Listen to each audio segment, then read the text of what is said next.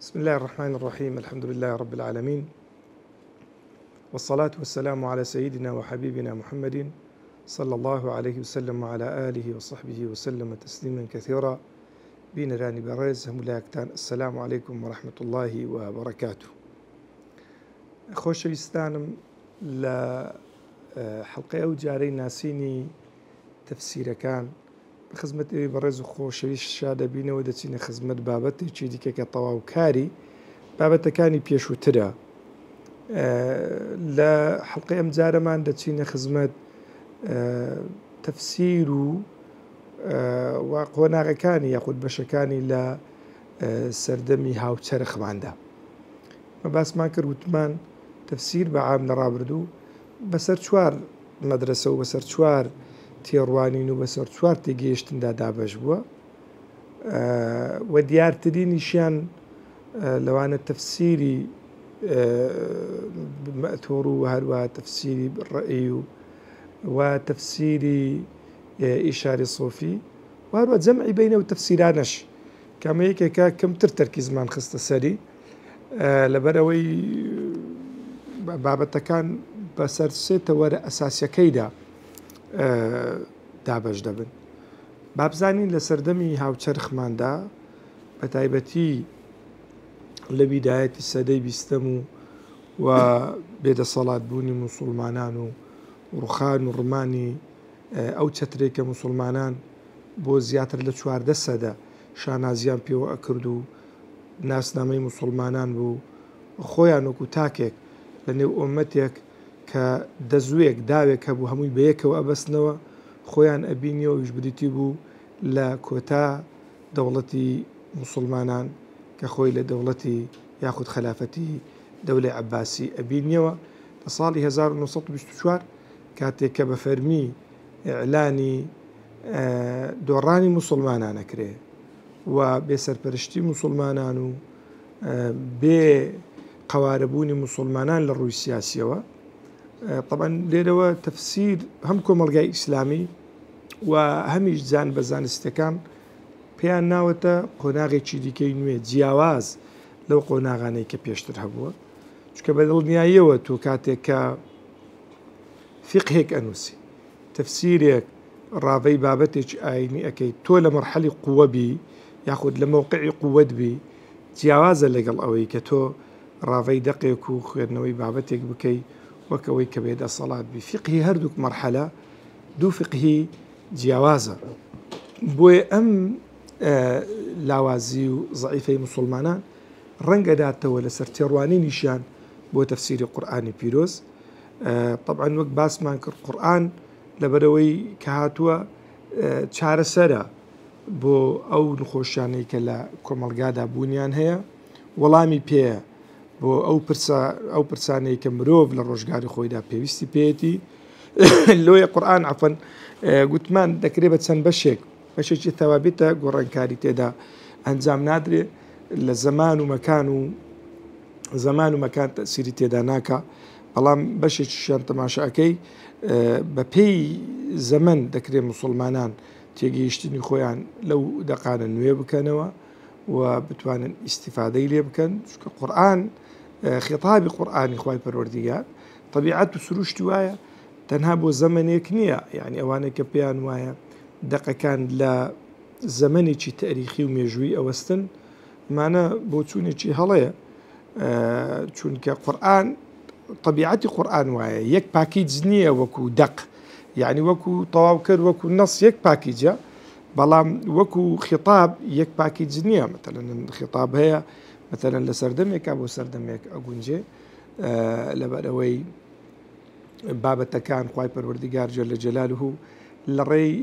چەند یاسایەکەوە تەعاملی لەگەڵ مرۆڤ کردووە. یاسایەکان وەکو خۆیان نەبینن، بەڵام تێگەیشتن لە یاسایەکان لە زەمانێک بۆ زەمانێکی دیکە دەکرێت تێگەیشتنەکان جیاواز بن و ئامێر و ئالەتی تێگەیشتنەکانیش تەسیر لە تێگەیشتنی مرۆڤەکانەکەن بۆ ئەم یاسانەی کە خوای پەروەردیگار وەکو دەقێکی نەمر لە قورئانە هێشتوونێتەوە. جا بۆیە بەڕاستی تەماشاکەی تفسیری قورئانی پیرۆزیش وەکو باقی زانستەکانی تر ماشەکەی شێوازێکی تر لە مامەڵەکردن لە خوێندنەوەی دەقەکان لە دایک ئەبی بەشێکیان دەکرێ بڵێن تەندروستن قوبڵکراون لە نێو زانایانی ئیسلامیە بە پێی ئەو پێوەرانەی کە بەدەست ئێمە گەیشتون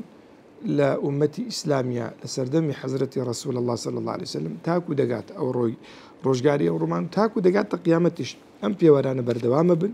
وەکو سلکێک وایە وەکو داوێک وایە ئەبێ هەمووی بەیەکەوە دەبەستێتەوە چونکە ئێمە تاکە ئومەتێکین کە ناکرێ داهاتوومان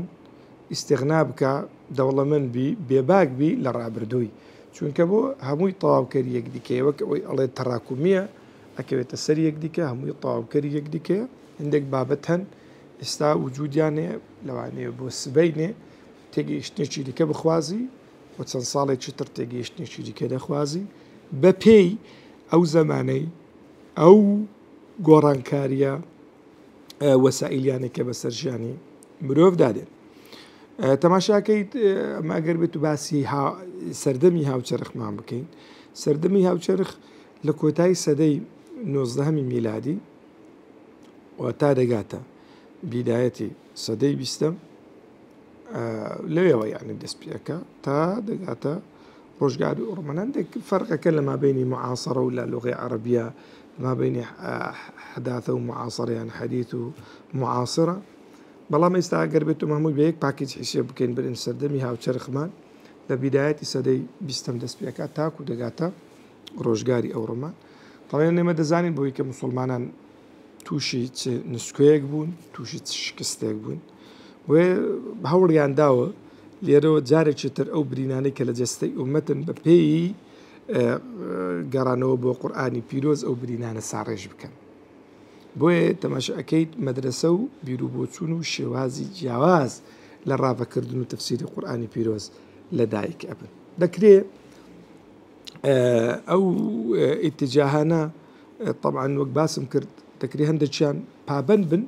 و هەندێکی دیکەیان پابەند بن بەو ڕێتم و یاسایی کەەوە هاتووە وەکو دەق مەقبولە و هەندێکی دیکەشان هەیە دەکرێت ناوی لێ بنێن تەفسیری منحەریف ئەو تەفسیرانەی کە لایەنداوە لەو ڕەوتەی کە ڕەوتێکی مەقبولە لە علمی تەفسیر لە زانستی تەفسیر کە ئەمانش بەڕاستی کمنین بەمعنە ئەوەی جود و هەوڵماندی بوون و خۆیان هەیە بە تایبەتی ئەوانەی کە لە ژێر چەتری عەقڵگەرایی یاخود لە ژێر چەتری نوێگەرایی لە ژێر چەتری نوێ سازی کاریان کردووە محاولەیان کردووە قورئانیش یعنی متەئەسیر بووینە بەو شێوازەی ژیانکردنەی کە لە شارستانیەتی باڵا لە سەقافەت و ڕۆشنبیری هەژمون و ڕۆشنبیری زاڵ بەسەر کۆمەڵگای موسڵمانانە تەئسیر لە خوێندنەوەی دەقەکان بکەوە بتوانن خوێندنەوەکان دەق لە بۆ خوێندنەوە لە بۆ دەقەکان بکەن بە پێی ئەو پێوەرانەی کەەوە خەڵکێکی دیکە لەگەڵ کتێبە مقدسەکان و لەگەڵ دەقا ئاینەکانی خۆیان کردوتیان لە کاتێککە بابەتەکان زۆر لەگت کە جیاوازن بووە نەیان پێکاوە و قبولیش نین لە خوێندنەوەی تەفسیر کە نمانە مەتەلەن هەل لە ڕەوتی عەقڵگەرایی لە ڕەوتی شیعەگەرایی لە ڕەوتی سۆفیگەرایی کاریگەر بە مەدرسەی تەسەووفی کۆن و نوێ و لە هەمان کاتدا مەدرسەی نوێگەرایی کە خۆیان لە حەداثە ئەبێننەوە مانە هەمویان کە شخصیاتن کۆمەڵێک تەفسیریان بە ناوی تەفسیر نووسیوە بەڵام قبول ناکرێ و اعتیمادی نادرێتە سەر لە بۆ خوێندنەوەی دەق بۆیە بڕاستی تەماشاکەی لەبەر هاتنی کۆمەڵێک پێداویستی لۆ ناو ژیان تەماشاکەین مفەسیرەکانی قورئانی پیرۆز هەوڵیان داوە خوێندنەوەی جیاواز لە بۆ قورئانی پیرۆز بکەن دەکرێت ئەم ڕەوتانە بۆ 6 ڕەوت یعنی بۆ 6 شێوازی تەفسیر دابەش بکەین کە هەر شەشیان وەکو تەفسیری خۆیان هەیە و ڕنگدانەوەی هەوڵ و جوودی زانایان و بیریاران و خەمخۆرانی ئەم دینە بووە لە خیلالی ئەم 100 ساڵەی ڕابردوودا یەکەم بۆ چوون و یاخود یەکەم ڕەوت کە ڕەوتی مەتەلەن ئێستاین لە تەوزیعکردنەکەمان بۆ 6 ڕەوت ڕەوتی ئەثەری ئەوانەی کە ئەو ڕەوتە ئەثەریە هەوڵیان داوە کە قورئان بە قورئان تەفسیر بکرێ، قورئان بە فەرموودە پیرۆزەکانی پێغەمبەری خوا صلی الله علیه وسلم تەفسیر بکرێ و هەوڵیان داوە بگەڕێنەوە بۆ سەر ڕێگای سەحابەیانی بەشێکە لەو ڕەوتەی کە لە مەدرسەی کۆنا بە ناوی تەفسیری بالمەثور وجودی هەبووە. طبعا بەتایبەتی ڕەوتێک هەبووە کە ویستیوێتی زۆر تەرکیز لەسەر تەفسیری قورئان بە قورئان بکە، بەو پێی کە جانبی عەقڵگەرایی وردە زاڵە بوو بەسەر هەندێک لە ڕۆژشەمبیران و لە خوێنەران کە کەوتبوونە ژێر کاریگەری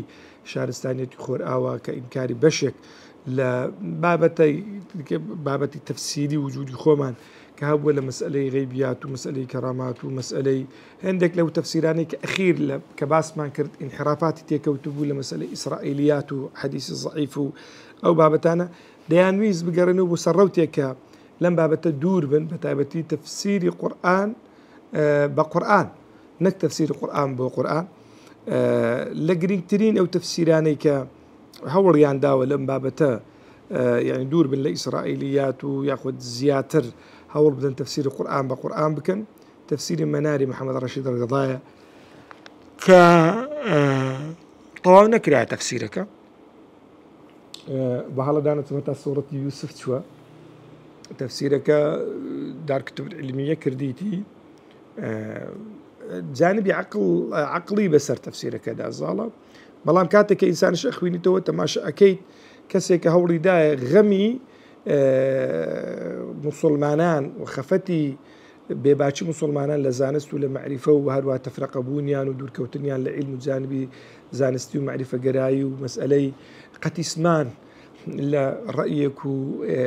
گرنگی نەدان بەو توراسە جوانەی کە زانایان بە جیاوازی دەنگ و ڕەنگەکانە پێشکەشی ئومەتی ئیسلامیان کردبوو، غەمی ئەوەی پێوە دیارە لە تەفسیرەکەیە. و دووەمینیان تەفسیری مەحاسن و تەویل کە بە تەفسیری قاسمی مەشهورە، مەشان کۆمەڵە طەبعاتی لە بۆ کرایە، یەک لەوانە طەبعی دارکتوب علمیەیە، تەفسیرێکی زۆر نایابە، تەفسیرێکە بەڕاستی حەقی گرنگی پێدانە و حەقی ئەوەیە کە ئینسان بگەڕێتەوە سەری، مناسەبات زۆر باسەکە، خوێندنەوەی تازەی هەیە، حاوەلاکە ئیستیفادە لە دەقە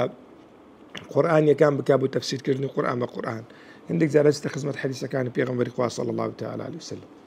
وەلامان کاتدا تەفسیری ئەضواء البەیانی شنقیطی کە بێک لە تەفسیرە باشەکانی هاوچەرخدا دەدرێت لە مەسەلەی تەفسیری قورئان بالقورئان، تەفسیری قورئان بالقورئان ئەوەی یعنی کە دەکرێت وەکو ئاگاداری خوێنەر لێی ئاگادار بی و تەفسیری هەموو قورئان نییە، زۆر ئاەت هەیە لەبەرەوەی مەتەلەن ناچێتە سەر وردەکاری هەندێک شت هەیە بە وەکەوەی ئەڵێ لەبەرەوەی تەفسیری دیکەینێ لە قورئانی پیرۆز بەشێک لە ئاەتەکان دەپەڕێندرێن، بەڵام و شوێنانەی کەوا تەفسیری هەیە بەتایبەتی مەتەلەن شەنقیطی کاتێک ئەگەر بێت و بە نمونە وەربگرین لە تەفسیری ئەضواء البەیانە باسی مەسەلەن ئیذا نودیە للصلاة من يوم الجمعة ئەکا، بەڕاستە وردەکاری فقهیە کە ئەو لەوێ هینایەتی لەکەم کتێبی فقهیشت دەستەکەوی، یعنی وردەکاریەکێک جار زۆر جوانی هێناوە و ئەو شوێنانی کە دەیگری زۆر بەباشی تەفسیریەکە، بەڵام هەندێک شوێن هەیە پێویستی بەوەیە کە ئەتو بچی لە خزمەت هەندێک تەفسیری دیکەدابین. و تەفسیری حەدیث هی عزت الدەروزێ بە هەمان شێوە لەو تەفسیرانەیە کە محاولاکە تەفسیری قورئان بە قورئان و تەفسیری قورئان بە ئەثەر بێ، ئەمانە دیارترینی تەفسیرن لە تەفسیرە معاسرەکانی ئەو سەردەمە لە ڕەوتی تەفسیری ئەثەری. تەفسیرێکی دیکەمانەیە ڕەوتێکی دیکە لە تەفسیرکردنی قورئانی پیرۆز لە سەردەمی هاوچەرخماندا اتجاهی عەقڵانی پێوترێ، یعنی ڕەوتی عەقڵگەرایی کە تێیدا ئیش لەسەر بەکارخستنی جانبی عقلی کە دەرێن عقل بە معنای عقلی زانستی نەک بە عقلی شخصی بەڕێزان، ئەمە زۆر گرینگە تەرکیزی لەسەر بکرێ، معناوە محاولاکە لە دەرەنجام بەراوردکردنی دەقەکان ئەو دی خوێندنەوەی ئەو دی مانای دەقەکان بە تەوجیهکردنی دەق لە بۆ مەثەلەن ئەو هەدەفە ئەو بە مانایکە هەیەی بە پێی زمان و بە پێی تەحمولی بەرگەی دقەکە لۆغەکە چەند بەرگەی ئەم تەفسیر ئەگرێ بە پێی ئەو یاسانەی کە لە لۆغەی عەرەبی یاخود لە لیسانی عەرەبی ڕێگای پێدراون بەو کە پێیەوترێ ڕەئی مەحموود نەک ڕەئی مەذموم هەوڵ دراوە تەفسیری دقەکان بکرێ لە دیارترینی ئەو تەفسیرانە يعني هاناي بردو لبو لغة لبو يعني جانبي النحو والصرف وبلاغة و جانبي اللقدانوي عقلي لبو بابا كان تفسيري تحريري وتنويري محمد طاهر عاشوري كبيك التفسير هذا باشكاني هاو شرخ ما دادندري كومالك تشابي لبو كراوة بتابتي آخر تشابا كي هي دار التقوى مصري بو كان دو أصداء تشاب كردو تهمان طبعا كي دار سحنون بلام بشامو كراوة وتفسير دار ابن الحزم تسابي كردو بلام ولا يتاوكو يستاوكو بيوست أو تفسير خزمتنا كراوة تحقيقات شو باشي لبونا كراوة كبراستي جاي إيش لسر كردنا بلام تفسيري كبراستي للروي لقدانوي كلمات للروي باس كردني مناسبات للروي جانبي بلاغي للروي لكولينوي الصرفي لبنت شيء وشكانا وللروي خوينوي مقاصيد دقة قرآنية كان وتوجيه ياخذ تنزيل آيات لسر واقعة تفسير زور ناس دارو نيابة بيك التفسير شاكو باشا كان دادندري كتير انحرافات الشكمة كمتر هانا يبردو بو بابتي إسرائيليات وبابتها خالية لو موضوعنا بلام براستي بيكاوي شتي لزور لو جانباني كإنسان لتيجيشت القرآن بيروزا وكو تفسير بيوستي بيتي ولا ما كاد أويك لسر أم بابتها حسابك ري تفسيري مراغية تفسيري مراغي هي الشيخ أحمد مصطفى المراغية كشيخ أزهر هو بيك للتفسير تشاكو نائبة كان دار الفكر تسابيتشي اللي بو كردوا بي دار كتب العلميش اللي بو كردوا أم تفسير بيك للتفسير النوازة كان الله شو هجمارة كري بو بيك محاولاك بشوازة السليس معنا قرآني كي بقيني ولا زور بابتاج بتابتي جانبي زانستي ومعرفي هوري داوة تفسيري عقلاني بمعنى روتوا يعني لا أثر دورة استفادة لأثر كردوة بلام زيادة تفسيري بالرأي دتوانين برين حسابه ولا قال تفسيري واضحش هي الشيخ محمد محمود الحجازية كمش لو أخيرانا بما بمجلس الحكماء المسلمين لقل أزهرة طبعا شي كان بكردوته لسير مجلد النياب وقت خوي والله أعلم دار الجيل كردبوي بلام تفسيري شي ناس داره وتفسيري كبراستي للتفسير عسانا كان هجمارة كري وصفتك مفردات كلمة هنا وأسباب النزول هنا ودواتر دسيتنا ومعناها كي دواتر الرأي خوشية بشوازة سليس يعني زياتر لتفسيري بالرأي حسابة كري كبيرة وتري لوسردمي إما يتزايشي ياخو روتشي عقل قرعي روتشي دي كمان يبيري وتري روتي علمي أو روتي كارك على سر خوينوي هندك لا لو بابتاني كالقرآن بيروز على بروي خوتانا زانن لسردمي إما منطق جورا لمنطقة شيء تصوري هذا صار منطقة شيء تصديقي بمعنى لمنطقة شيء عفوا لمنطقة شيء تصوري هذا صار منطقة شيء استقرائي يعني زيادة جرين جبا جانبي جريمانا وبدوا داقران وهاوشي وبون يعني زيادة علم لعلمي نظري هاتي نسر علمي تجريبي دنيا تكانت شريكي بخو بين مروبايتي لرو شارستانية توا شارستانية توا ليه كمالك لزاريان كخويان لو يعني متخصص باللو بابتك دقة كاين نخوين تو ضل دكري أم دقانا تيدا لبروي ورد كاري ورديان تيدا دكري بشتان بي بسري بوديان بكرن يعني لبو تأصيل كردنو تس سبحاندني بيروكيش زانستي دكري بالبش بعد دقة قرآنية كان بشتي بي بسري لمعنى لديارتريني أو تفسيري أنا براستي تفسيري زاناي قوري أمتي إسلامي تفسيري جواهرية تفسيري جواهري هي شيخ طنطاوية أم هرتن دبراستي نقدة زوري لي جدا ولا بروي أم بيانوا كومرك لزانان بيانوا بويكا قرآن ناكري عفوا بدقي شيء علمي تفسير بكري لبروي أو بابتاني كوجود يعني همويان